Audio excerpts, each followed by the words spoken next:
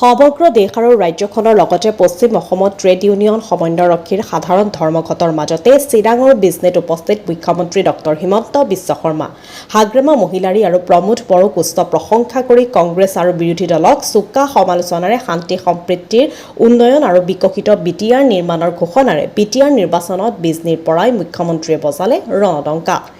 এতিয়াৰ শান্তি সম্প্ৰীতি বিটিআৰত আগন্তুক দুৰ্গা পূজাৰ আগত অনুষ্ঠিত হ'ব বিটিআৰ নিৰ্বাচন আৰু এখন নতুন চৰকাৰো গঠন হ'ব।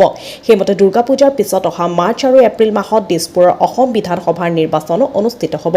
আজি ইয়াত থকা আমাৰ কাৰ্যকৰ্তাসকলে বিটিআৰ নিৰ্বাচনৰ লগতে দুৰ্গা পূজাৰ পিছৰে পৰা একেবাৰে দিছপুৰৰ নিৰ্বাচনৰ যুদ্ধৰ বাবে সাজু হোৱাৰ আহ্বান জনায়। বিটিআৰ নিৰ্বাচনত বিপিএফ আৰু ইউপিপিএল দল দুটাৰ লগত কোনো ধৰণৰ এগেইনষ্ট বিৰোধিতাও নকৰে। বিজেপি দলে বিটিআৰত শান্তি সম্প্ৰীতি উন্নয়ন প্ৰগতিশীল বিটিআৰ বিচাৰে। আজি এইদৰে কয় অসমৰ মুখ্যমন্ত্ৰীয়ে। আজি চিপিআইৰ অন্যতম শাখা ট্ৰেড ইউনিয়ন সমন্বয়ৰক্ষীৰ আহ্বানত সমগ্ৰ দেশৰ লগতে ৰাজ্যৰ পশ্চিম অসমত সৰ্বাত্মক ধৰ্মঘট পালনৰ মাজত বিটিআৰৰ চিৰাং জিলাৰ বিজনীত অনুষ্ঠিত হোৱা বিজেপি দলৰ কাৰ্যকৰ্তা সভাৰ এক মুকলি সভাত অংশগ্ৰহণ কৰি মুখ্যমন্ত্ৰীয়ে উপস্থিত ৰাইজক উদ্দেশ্যি আৰু কয় যে বিজেপি দলৰ প্ৰধানমন্ত্ৰী নৰেন্দ্ৰ মোদী চৰকাৰৰ দিনত 2020 চনত বিটিআৰ চুক্তিৰ পিছত বিটিআৰত এতিয়া শান্তি সম্প্ৰীতি আহিছে।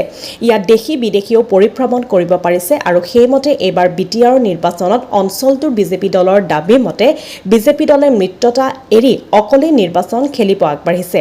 আজি বিটিআৰবাসীয়ে উন্নয়ন বিচাৰিছে, সেয়েহে আমি নিৰ্বাচনত জয়ী হৈ চৰকাৰ গঠনৰ পিছত এক নতুন সুৰক্ষিত উন্নয়ন আৰু এক বিকশিত বিটিআৰ নিৰ্মাণৰ বাবে আগবাঢ়িছে বুলিও তেওঁ জনায়। তেওঁ কয় চিৰাং জিলাত এতিয়াও 30,000 অৰুণোদয় আঁচনি মুক্ত তেওঁ কয় এতিয়াও চিৰাং জিলাত 30,000 অৰুণোদয় আঁচনিভুক্ত আছে। আমি আজিৰ পৰাই পুনৰ 60,000 অৰুণোদয় আঁচনি প্ৰদানৰ ঘোষণা কৰিছোঁ আৰু পোনপটীয়াকৈ তেওঁ কয় যে নিজেই জড়িত থাকি প্ৰদান কৰা হ'ব বুলিও তেওঁ ঘোষণা কৰে। মুখ্যমন্ত্ৰীগৰাকীয়ে বিপিএফৰ সভাপতি হাগ্ৰামা মহিলাৰী আৰু ইউপিপিএলৰ প্ৰধান প্ৰমোদ বড়োক উচ্চ প্ৰশংসা কৰি কংগ্ৰেছ আৰু বিৰোধী দলৰ প্ৰতি চোকা সমালোচনা কৰে। আজিৰ এই সভাত অসম বিজেপিৰ সভাপতি দিলীপ শইকীয়াও ভাষণ প্ৰদান কৰে। সভাত বিজনীৰ বিধায়ক অজয় কুমাৰ ৰায়, EM অৰূপ দে আৰু জিলা সভাপতি ৰতন চন্দ্ৰ ৰায় আদিয়ে অংশগ্ৰহণ কৰে বুলি বাতৰিটোত প্ৰকাশ কৰে। বঙাইগাঁৱৰ পৰা ষ্টাফ ৰিপৰ্টাৰ প্ৰফুল্ল কুমাৰ দাসৰ ৰিপৰ্ট নিভাজ অসম। কাৰ্যকৰ্তাৰ সভা আছিলে, ওদালগুৰিত আৰম্ভ কৰিছিলোঁ, চিৰাঙত সামৰণি পৰিলে। 7টা পৰিষদীয় সমষ্টিৰ প্ৰায় সমানে কাৰ্যকৰ্তা আহিছে। আগতে বিজেপিৰ ইমান ডাঙৰ মিটিং কেতিয়াও হোৱা নাছিল। ই এটা সংকেত দিছে যে এইবাৰ ৰাইজে বিজেপিক বিচাৰিছে। স্যাৰ মানাহ ৰাষ্ট্ৰীয় উদ্যান বুলি ক'লে স্যাৰ বাঁশবাৰী বা মথুনগুৰি বুলিয়ে আমি ভাবোঁ। স্যাৰ 3টা ৰেঞ্জ পাণবাৰী, কুকলুং আৰু আমটেঙা, এই 3টা ৰেঞ্জত যথেষ্ট আপোনাৰ নিৰাপত্তাৰ দিকটো কম। তাৰ বাবে চোৰাং চিকাৰী বিটিআৰে 3য় আৰু 4ৰ্থ শ্ৰেণীৰ কৰ্মচাৰী নিয়োগ কৰে। ফৰেষ্ট গাৰ্ডৰ বহুত পোষ্ট খালী আছে। আমি বিটিআৰক অনুৰোধ জনাইছোঁ সোনকালে যাতে ফৰেষ্ট গাৰ্ডখিনিৰ নিযুক্তি দি দিয়ে। পৰ্যটনৰ ক্ষেত্ৰত যথেষ্ট পাণবাৰী ৰেঞ্জটো কৰিবলগীয়া। মই তাকে বুজিছোঁ, কিন্তু আপোনালোকে জানে যে মানসৰ অফিচাৰখিনিতো আমি দিওঁ, কিন্তু 3য় আৰু 4ৰ্থ শ্ৰেণী বিটিআৰে দিয়ে।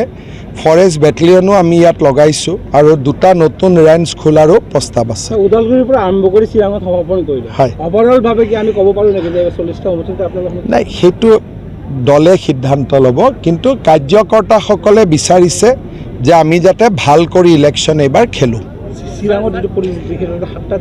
চাওক, এতিয়া আমাৰ আৰু এবাৰ মই আহিম, তাৰপিছত আমাৰ দলৰ প্ৰভাৰী সকলো ইয়াতে আছে, সকলোৱে মিলি সিদ্ধান্ত ল'ব। উদ্দেশ্য এটাই যে আমি কোনোবা এটা চিটত টিকট দি হাৰিবৰ কাৰণে খেলিব নালাগে। য'তে য'তে জিকাৰ সম্ভাৱনা আছে তাতে তাতে আমি ইলেকশ্যন খেলিম।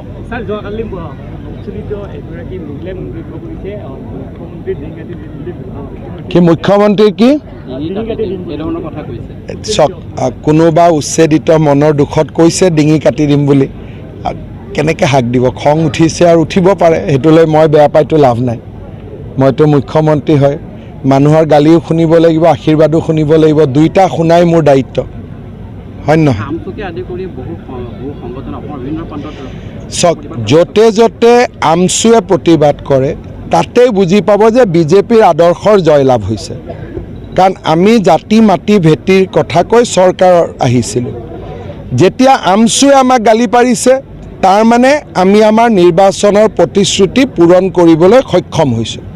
গতিকে যিমান আমচুৱে গালি পাৰে সিমানে অসমীয়া মানুহে বা আমাৰ খিলঞ্জীয়া মানুহে বুজি পাব যে প্ৰথমবাৰৰ বাবে কোনোবা এখন চৰকাৰে ৰাইজৰ হৈ কাম কৰিছে।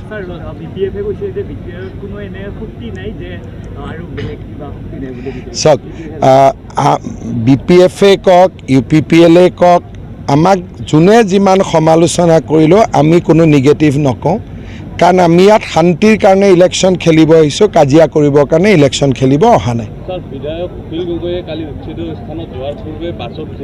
চাওক, তেওঁৰ এইটো নিয়মেই, তেওঁ য'ত উচ্ছেদ হয় তাতে তেওঁ গৈ পায়।